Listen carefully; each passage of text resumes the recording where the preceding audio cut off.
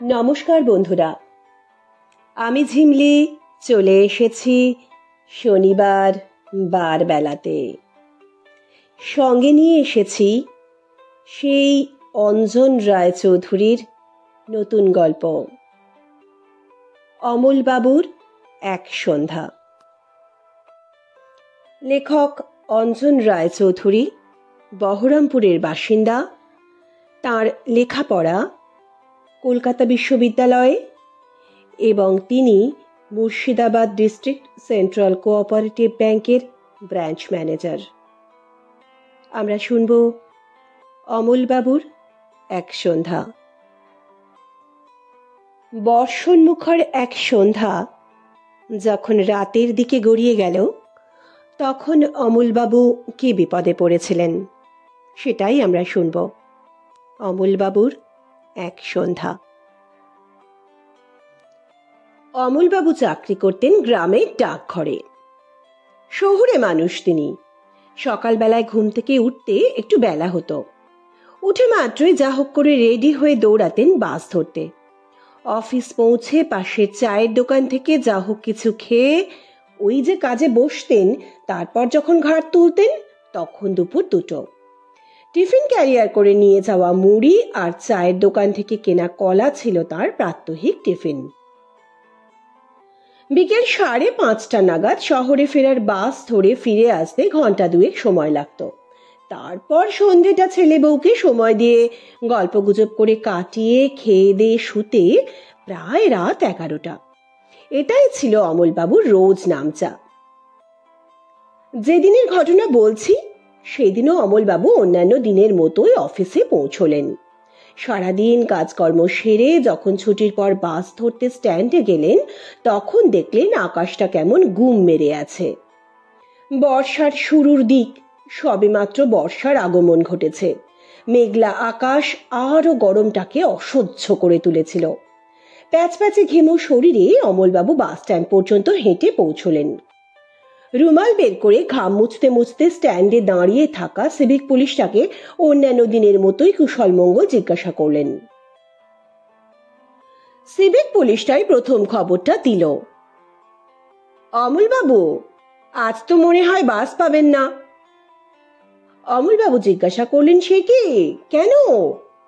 উত্তরে পুলিশটা বলল, একটু আগে হাইওয়েতে একটা অ্যাক্সিডেন্ট হয়েছে। লরি আর 4 চাকা ড্রাইভার মারা গেছে। জনগণ রাস্তা বন্ধ করে দিয়েছে, কোনো কিছুই আসতে যেতে পারছে না। অমলবাবু ভাবলেন, তাই তো, রাস্তায় কোনো গাড়ি যাচ্ছে না, ঠিকই তো। কিছু লোক গাড়ির অপেক্ষায় দাঁড়িয়েছিল।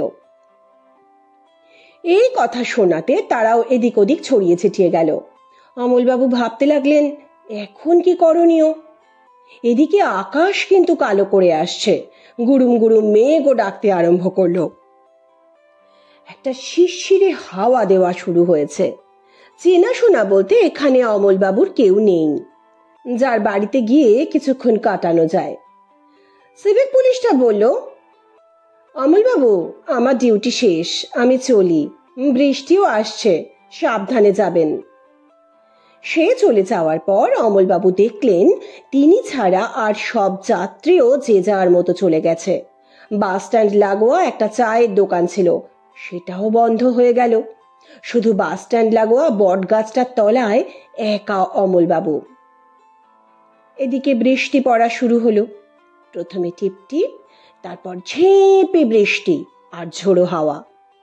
বৃষ্টিতে ভিজে চুপচুপ হয়ে গেলেন অমলবাবু। নিজেকে বৃষ্টির হাত থেকে বাঁচাবেন বলে আশ্রয় নিলেন ওই চায়ের দোকানটার বাঁশের চালায়। সন্ধ্যাও হয়ে গেছে। গ্রামের রাস্তা একেবারে জনমানব শূন্য হয়ে গেল। অমলবাবু চায়ের দোকানের মাচায় বসে বসে একটু ঘুমিয়ে পড়েছিলেন। সারাদিনের ক্লান্তি আর বৃষ্টি ভেজা পোশাকে ঠান্ডা ঠান্ডা লাগছিল তাঁর। এমন সময় তার মনে হলো দূর থেকে একটা হেডলাইটের আলো এগিয়ে আসছে। তিনি ভাবলেন, যাক, অবরোধ উঠেছে তাহলে, এইবার গাড়ি ঘোড়া আসবে। লাইটটা কাছে এগিয়ে আসতেই তিনি দেখতে পেলেন একটা সাদা 4 চাকা। তিনি হাত দেখাতেই গাড়িটা তাঁর সামনে এসে দাঁড়িয়ে গেল। অমলবাবু চেঁচিয়ে জিজ্ঞাসা করলেন, শহরের দিকে যাবে নাকি? উত্তর এলো, উঠে পড়ুন। অমলবাবু হুড়মুড় করে দরজা খুলে উঠে পড়লেন গাড়িতে। গাড়ি আবার চলতে শুরু করলো। অমলবাবু বললেন, যাক বাবা, বাঁচা গেল, শেষ পর্যন্ত বাড়ি পৌঁছানো যাবে। যা ঝামেলা, একদিকে বৃষ্টি, তার উপর গাড়ি ঘোড়া বন্ধ। ড্রাইভার কিছু বলল না, গাড়ি চালাতে লাগলো। অমলবাবু চুপ করে গেলেন। বাইরে তখনও বৃষ্টি পড়ছে। অমলবাবুকে নিয়ে গাড়ি ছুটে চলেছে দ্রুত বেগে। গাড়ির ভেতর বসে থাকতে থাকতে কখন যে অমলবাবু আবার ঘুমিয়ে পড়েছিলেন নিজেই জানেন না। হঠাৎ ঘুমটা ভেঙে যেতে তিনি দেখলেন গাড়িটা দাঁড়িয়ে আছে একটা অন্ধকার জায়গায়। গাড়ির ভেতর তিনি একা বসে আছেন, আর কেউ কোথাও নেই। ড্রাইভারকেও আর দেখা যাচ্ছে না। অমলবাবু ঘাবড়ে গেলেন। প্রথমে গাড়ির ভেতর বসেই এদিক ওদিক দেখতে লাগলেন, তারপর তারও স্বরে চিৎকার করে ড্রাইভারকে ডাকতে লাগলেন, কিন্তু কোনো উত্তর এলো না।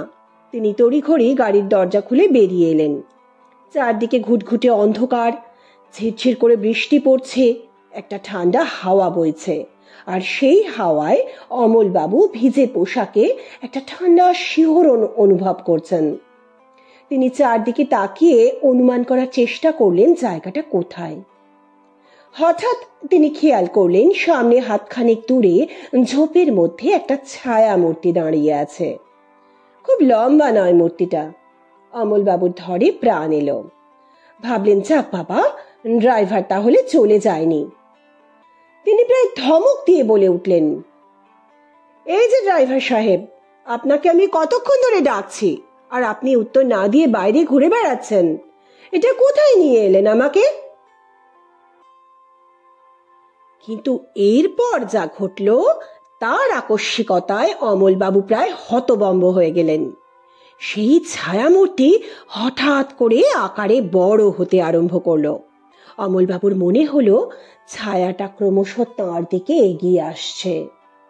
হঠাৎ আকাশ বাতাস কাঁপানো, কান ফাটানো হাসি।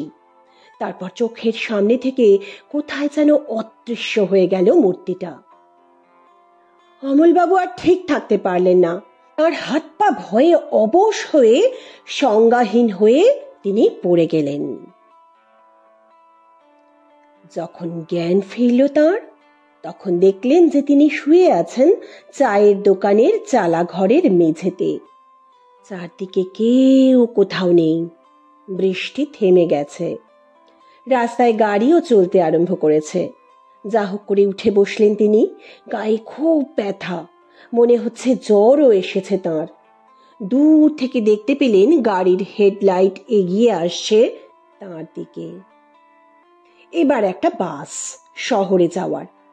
যা হোক করে বাসে উঠলেন তিনি।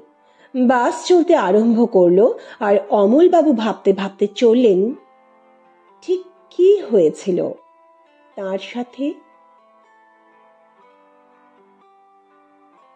বন্ধুরা, আজকের গল্প এখানেই শেষ হলো। গল্পটিকে লাইক করতে, অনেক শেয়ার করতে এবং চ্যানেলটিকে সাবস্ক্রাইব করতে ভুলবেন না। আর যারা ইতিমধ্যেই চ্যানেলটিকে সাবস্ক্রাইব করেছেন তাদেরকে আমার অসংখ্য ধন্যবাদ। সুস্থ থাকবেন, ভালো থাকবেন। নমস্কার।